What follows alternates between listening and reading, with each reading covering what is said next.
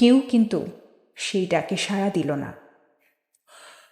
শ্মশানের ভিতরে তখন আরও 2-3টে চিতা জ্বলছিল। আমরা সেই চিতার পাশে গিয়ে দাঁড়িয়ে আগুনে গা হাত পা গরম করতে করতে ভূতর জন্য অপেক্ষা করতে লাগলাম। এইবার আমাদের খুব রাগ হতে লাগলো ভূতের ওপর।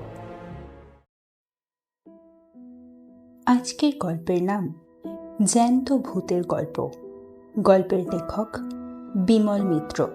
শুরু হচ্ছে আজকের গল্প।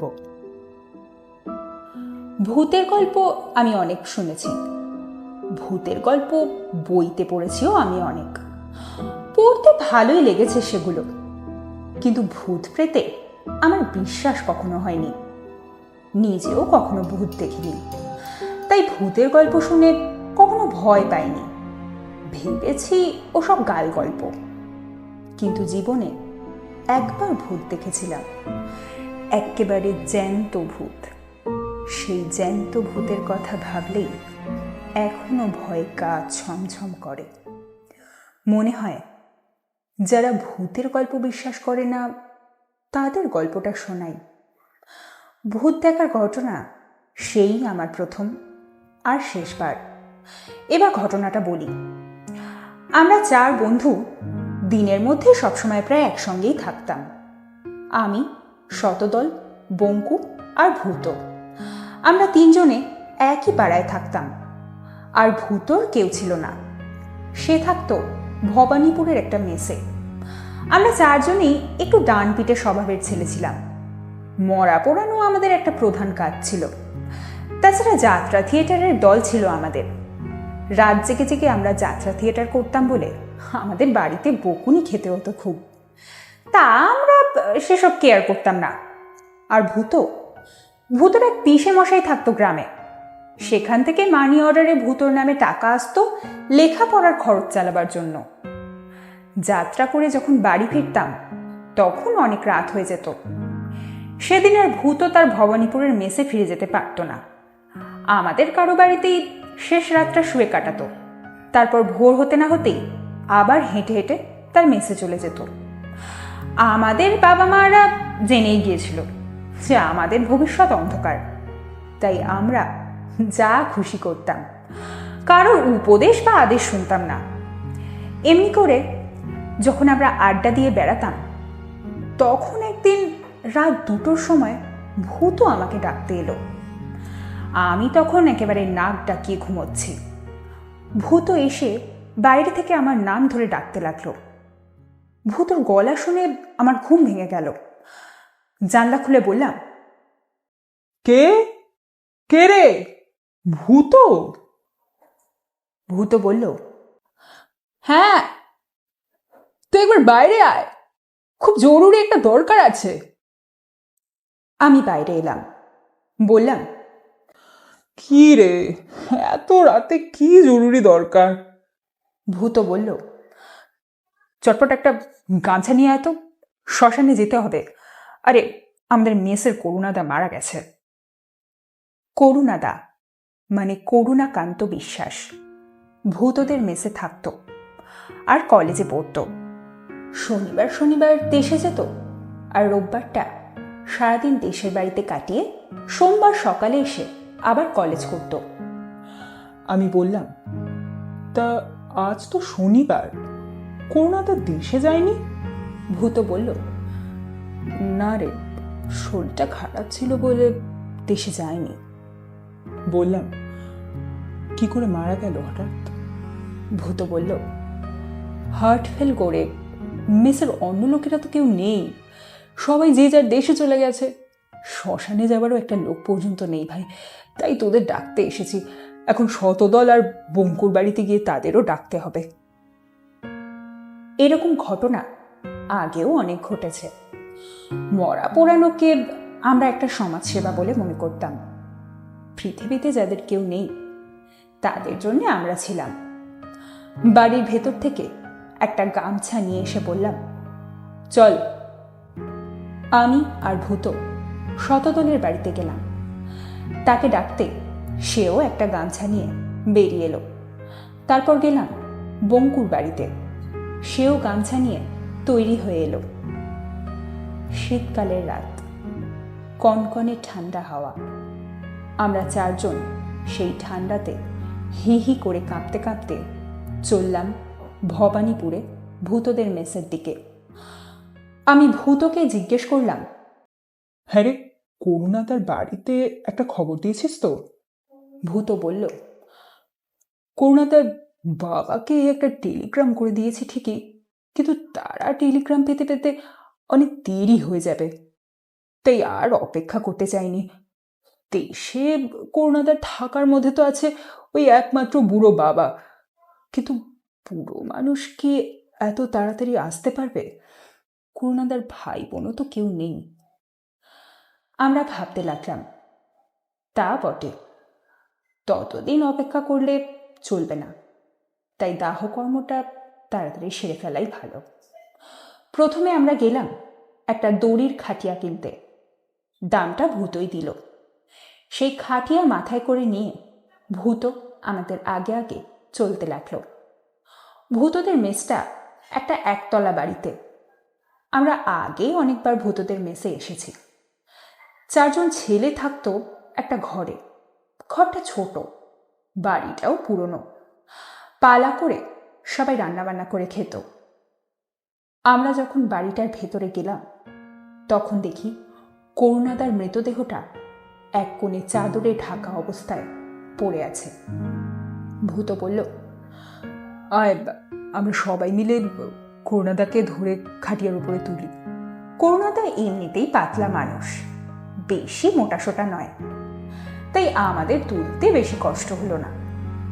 তারপর ভূত ঘরটার সদর দরজায় তালা লাগিয়ে দিয়ে বলল, এবার খাটিয়াটা কাঁধে তোল।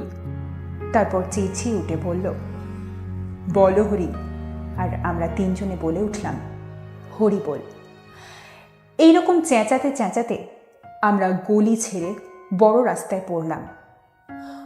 বড় রাস্তাটা দিনের বেলায় লোকের আর ট্রাম বাসের ভিড়ে চলাই যায় না, কিন্তু তখন রাত প্রায় 3টে, তাই একেবারে ফাঁকা। আমাদের চলতে কোনো কষ্ট হলো না, শুধু বড্ড শীত করতে লাগলো। কিন্তু শ্মশান আর বেশি দূরে নয়। একবার সেখানে গিয়ে পৌঁছতে পারলে চিতার আগুনে গা গরম হয়ে যাবে। ওই আশায় আমরা করুণাদাকে নিয়ে তাড়াতাড়ি চলতে লাগলাম। হাজরা রোডের মোড়ে আসতেই ভূত বলল, শোন না, তো তোরা একটু ওই তিনজনে মিলে নিয়ে চল, আমি দৌড়ে ততক্ষণ শ্মশানে গিয়ে সমস্ত ব্যবস্থা করে রাখি, বুঝলি? আমরা রাজি হয়ে গেলাম। মরা পোড়ানোতে আমরা সেই সময়ই বেশ ওস্তাদ ছিলাম। কাঠ কিনতে, পুরুত মশাইকে ডেকে আনতে অনেক সময় নষ্ট হয়। তার চেয়ে আগে একজন সব ব্যবস্থা করে রাখলে অনেকটা সময় বাঁচে। তাই আমরা বললাম, হ্যাঁ হ্যাঁ, তুই যা, দৌড় দে, তাড়াতাড়ি যা। শতদল সামনের দিকে ছিল। সে একলা খাটিয়ার মাঝখানে কাঁধ দিয়ে কোনো রকমে লাশটা বয়ে নিয়ে চলতে লাগলো। তার গায়ে বেশ জোর ছিল। যখন আমরা শ্মশানে গিয়ে পৌঁছলাম তখন ভেবেছিলাম পুরুত ডেকে কাঠটাট কিনে ভূত নিশ্চয়ই আমাদের জন্য সেখানে তৈরি হয়ে বসে আছে। আমরা শুধু গিয়ে পৌঁছাবো আর লাশ পোড়ানো শুরু করে দেব। কিন্তু কোথায় কি, ভূতর দেখা পর্যন্ত নেই। ভাবলাম ভূত বোধ হয় শীতের চোটে বাইরে গরম চা খেতে গেছে, কিন্তু না। আমরা বাইরে গিয়ে অনেক খোঁজাখুঁজি করলাম, অনেক ডাকাডাকিও করলাম, কোথাও ভূতর দেখা নেই।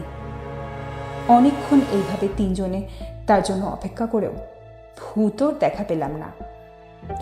আমরা জানতাম ভূত খুব কাজের ছেলে, বিশেষ করে মরা পোড়াবার ব্যাপারে। যতবার ভূতর সঙ্গে মরা পোড়াতে শ্মশানে এসেছি ততবার যা কিছু করবার সেই সব কিছু করেছে। কাঠ কেনা থেকে আরম্ভ করে মুখে আগুন দেওয়া পর্যন্ত সমস্ত কিছু। তাই ভাবলাম নিশ্চয়ই সে এক্ষুনি এসে পড়বে, হয়তো কোনো একটা ব্যাপারে কোথাও আটকে পড়েছে। শতদল বলল, আর একটু অপেক্ষা করা যাক নাকি? সে এলে তখন না হয় তাকে কাঠ কিনতে পাঠাবো। ওসব কাজ তো বরাবর ভূতই করেছে না, ও ভালো জানে। তবে অনেকক্ষণ পর্যন্ত যখন ভূত এলো না, তখন বঙ্কু বলল, এ ভাই বোধহয় এখানেই আজকে আমরা ঘুমিয়ে পড়বো। উফ, যা শীত! ও মনে হয় এতক্ষণে ঘুমিয়ে পড়েছে। এই বলে বঙ্কু চিৎকার করে ডাকতে লাগলো, ভূত, এ ভূত, কোথায় আছিস ভাই? কেউ কিন্তু সেই ডাকে সাড়া দিল না। শ্মশানের ভিতরে তখন আরও 2-3টে চিতা জ্বলছিল। আমরা সেই চিতার পাশে গিয়ে দাঁড়িয়ে আগুনে গা হাত পা গরম করতে করতে ভূতর জন্য অপেক্ষা করতে লাগলাম। এইবার আমাদের খুব রাগ হতে লাগলো ভূতের ওপর। সেই আমাদের বাড়ি থেকে ডেকে আনলো, আর সে নিজেই কিনা এভাবে ডুব মারলো। অথচ করুণাদা আমাদের কেউ নয়, বন্ধু তো নয়, বরং ভূতরই বলতে গেলে এক মেসের সঙ্গী। ভূত যদি আমাদের ডাকতে না আসতো, আমাদের দায় পড়েছিল করুণাদাকে এত কষ্ট করে এই শীতের কনকনে ঠান্ডার মধ্যে শ্মশানে নিয়ে আসতে। কিন্তু ঘড়িতে যখন ভোর 4টে বাজল, তখন আর অপেক্ষা করা গেল না। আমরা কাঠ কিনতে গেলাম, আর শতদল গেল পুরুত মশাইকে ডাকতে। যখন আমি কাঠ কিনে নিয়ে এসেছি, তখন পুরুত মশাইও এসে হাজির। শ্মশানের ডোমদেরও ডাকা হলো, তারা চিতা সাজাতে লাগলো। শেষকালে করুণাদাকে গঙ্গার জল ছিটোবার জন্য মুখের ঢাকাটা খোলা হলো। আমরা মরার মুখের দিকে চেয়ে প্রায় 3জনই চমকে উঠলাম। এ কি? এ কার মুখ? এ তো করুণাদার মুখ নয়, এ তো ভূতর মুখ। শতদল বলল, আরে আরে এই তো ভূত, এ তো ভূতর মরা ভাই, এ তো ভূত। আমরা সবাই অবাক। আমরা কি তাহলে এতক্ষণ ভূতর মরাকে কাঁধে বয়ে নিয়ে এনেছি? আমরা ভয়ে আরো কাঁপতে লাগলাম। আর দাঁড়াতে পারলাম না সেখানে। আদি গঙ্গায় ঝাঁপ দিয়ে সাঁতরে এপারে উঠে যে যার বাড়ি চলে এলাম। ভূতর মরা পুড়ল কি না পুড়ল, তা দেখবার সাহস আমাদের আর রইল না। এরপর থেকে কেউ ডাকতে এলেও আর কারো মরা পোড়ায়নি। শেষ হলো আজকের গল্প। কেমন লাগলো তোমাদের গল্পটি? কমেন্টে অবশ্যই জানিও।